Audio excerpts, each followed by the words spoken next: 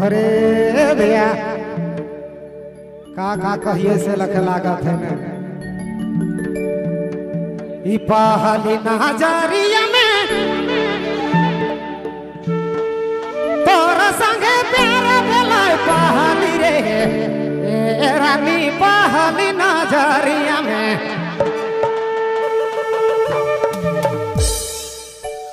तोरा संगे प्यार भेलै तोरा प्यार पालो रे दुनिया भुला गेलो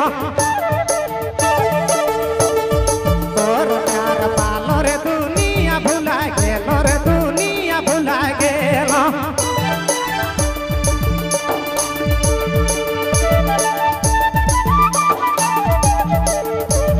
सुरवे रे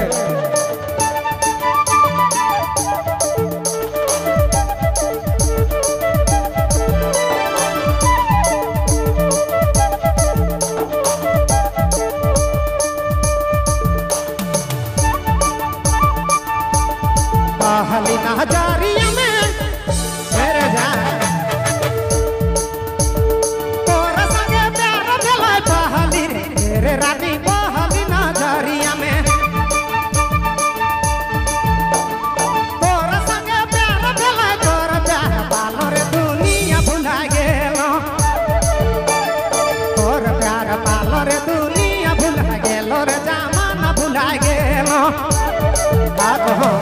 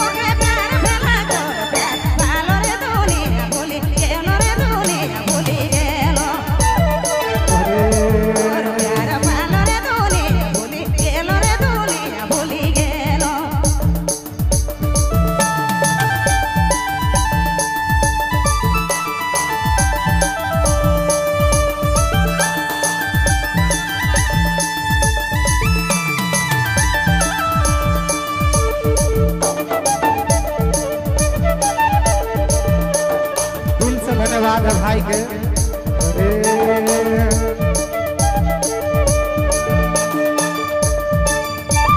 नैना से बन मारी देले दिल में समा गेले नैना से बन मारी देले नैना से बन मारी देले दिल में समा गेले पगली दीवानी मोके पागल बना ले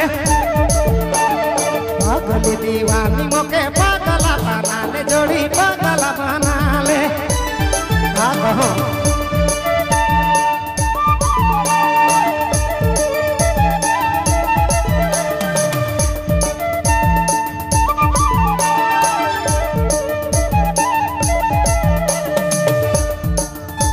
जी हाँ,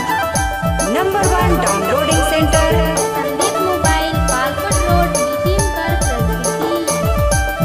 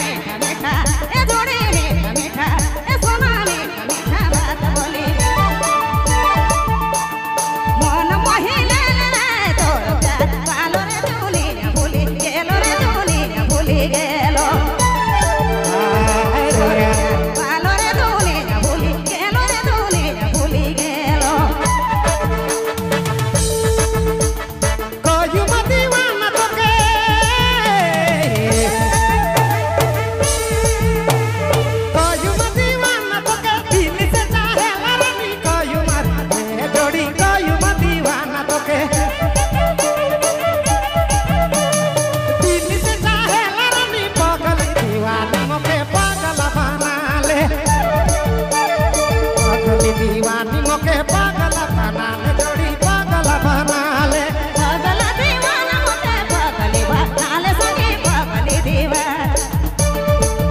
रे पागल दीवानी मोके पागल बना ले रे पागल बना ले पागल दीवाना मोके पागल बना ले जोड़ी पागल बना ले सोना पागल बना ले रे पागल बना ले